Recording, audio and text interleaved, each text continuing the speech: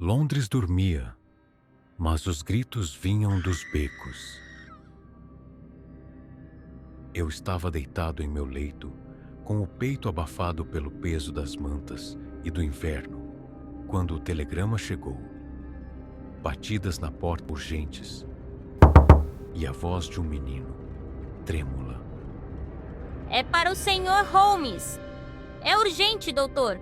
Sherlock, que nunca dormia completamente, já se levantava.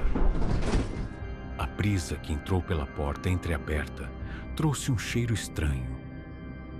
Um cheiro de ferro doce. Lembro-me de como ele ficou parado por alguns segundos, lendo a mensagem, como se decifrasse mais do que apenas palavras.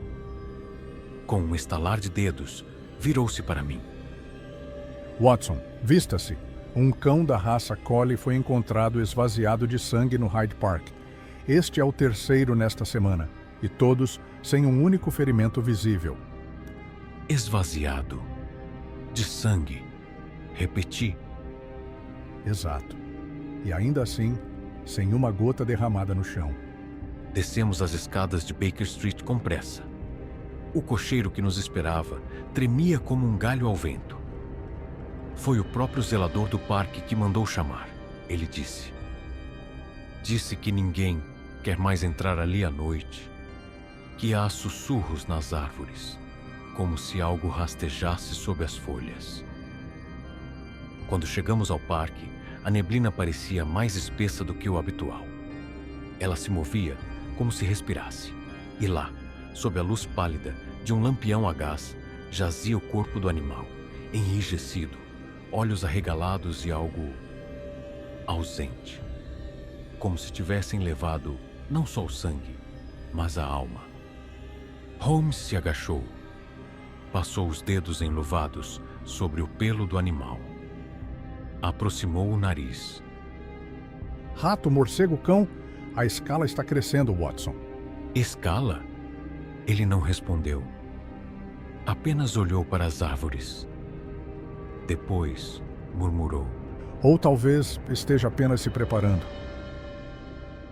2 dias depois, 5 pombos foram encontrados mortos em frente à Catedral de St. Giles. Todos deitados, com o peito voltado para o céu, como oferendas, novamente, sem sangue, sem feridas. Holmes, já inquieto, mergulhou na pesquisa com a mesma obsessão com que alguns homens caem no vício. Recolheu mapas de ataques, padrões de clima, relatos de testemunhas, e então, no silêncio da noite, sugeriu algo que me gelou. Vamos visitar a Biblioteca Esotérica de Westminster. Há registros antigos que talvez valham a leitura. Ah, claro. Ironizei. Vamos caçar fantasmas agora? Talvez encontrar também um lobisomem ou 2? Holmes não riu. Ele nunca ria. Nem mesmo um sorrisinho de canto de boca. A biblioteca era subterrânea, escondida atrás de uma parede falsa, dentro de uma capela desativada. O ar ali era pesado como o de uma cripta. O bibliotecário nos recebeu com olhos fundos e dedos manchados de tinta. Entregou-nos um livro sem título, apenas couro negro e cheiro de mofo. No interior, símbolos, relatos de seres que se alimentavam da energia vital de pequenos animais antes de migrar para presas maiores. Seres que podiam esperar décadas no escuro, que se fingiam de mortos ou de santos. Holmes leu em silêncio por quase 1 hora. Depois, fechou o livro, encarou-me e disse, com uma expressão que raramente vi nele. Há um nome que aparece em todas as línguas, desde os montes da Valáquia até os conventos do sul da Itália. Qual nome? Ele sussurrou.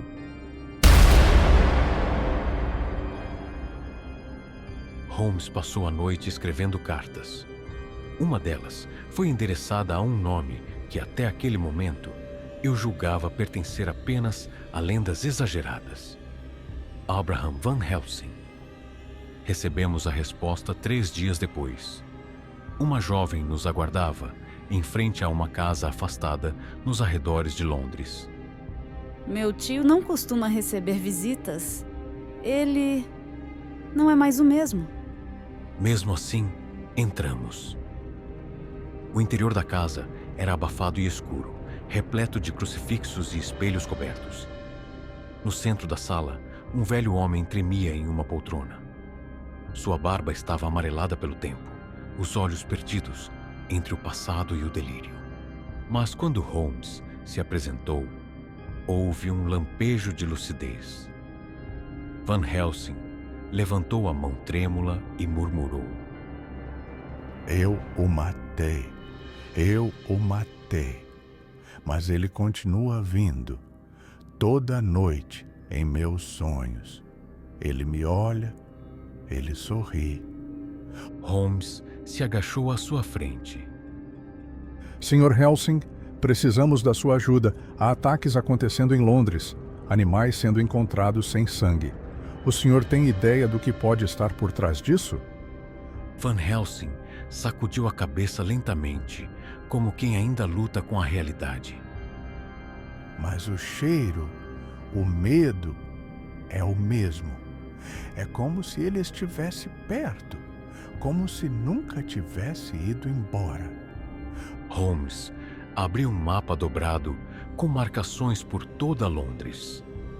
Apontou para um bairro. A maioria dos ataques recentes aconteceu em Wapping. Van Helsing ficou em silêncio por alguns segundos, os olhos presos ao mapa. Então, falou baixo. Wapping. Sim, Drácula esteve lá.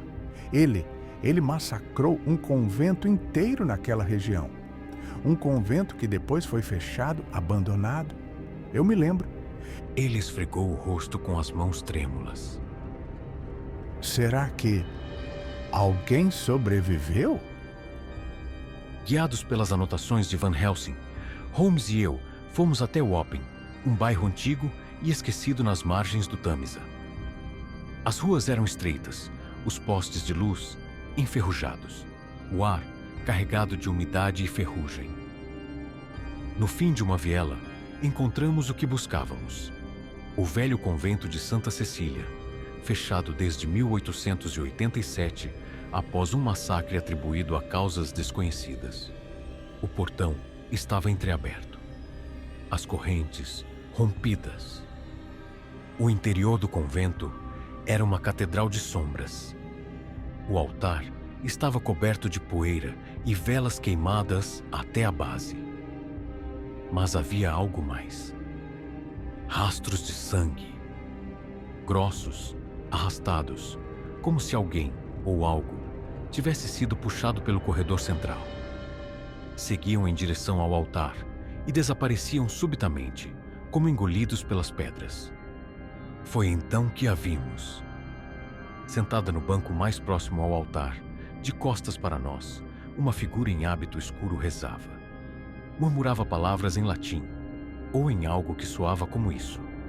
Em seus braços, um gato desfalecido. Holmes se aproximou devagar. Ela não reagiu.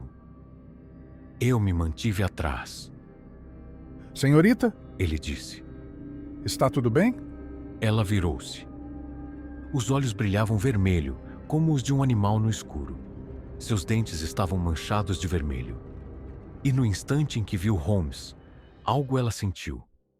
Dor, vergonha, sede. Ela sussurrou. Eu não quero, mas estou com muita fome. Holmes e eu ficamos em silêncio diante da freira. A figura ajoelhada no chão sussurrava entre lágrimas e murmúrios de fé esquecida. Por favor, disse ela, com a voz embargada. mate-me. Eu não posso tirar minha própria vida. Seria um pecado ainda maior. Holmes deu um passo à frente. Seu rosto estava sombrio, os olhos mergulhados em um conflito que eu raramente via nele. Ele apertou os punhos e balançou a cabeça, firme. Não. Ela o encarou com um olhar quebrado. Havia ali dor, desespero e fome. Um momento de silêncio caiu sobre nós, tão denso quanto a escuridão ao nosso redor. A freira abaixou a cabeça, como se tivesse aceitado sua sentença. Mas então, um som agudo escapou de sua garganta. Não era um grito, mas algo primal. Ela se lançou sobre Holmes com uma velocidade inumana. O impacto os levou ao chão. Tudo aconteceu em segundos. Eu vi os dentes expostos, os olhos vermelhos brilhando na escuridão, e o rosto de Holmes prestes a ser engolido por ela. O som ecoou pelo convento como um trovão. Ela caiu sobre Holmes, imóvel. Corri até eles, o coração disparado. Holmes estava debaixo do corpo dela, os olhos arregalados, o rosto coberto de sangue. Por um instante, ele não se mexeu, como se o tempo tivesse parado. "Você está bem?" Perguntei desesperado, abaixando-me ao seu lado. Ele demorou a responder. Seus olhos vagaram pelo teto ruído, pelas sombras dançantes nas paredes. Quando finalmente falou, sua voz era baixa, quase um sussurro. Sim. Mas então, lentamente, sorriu.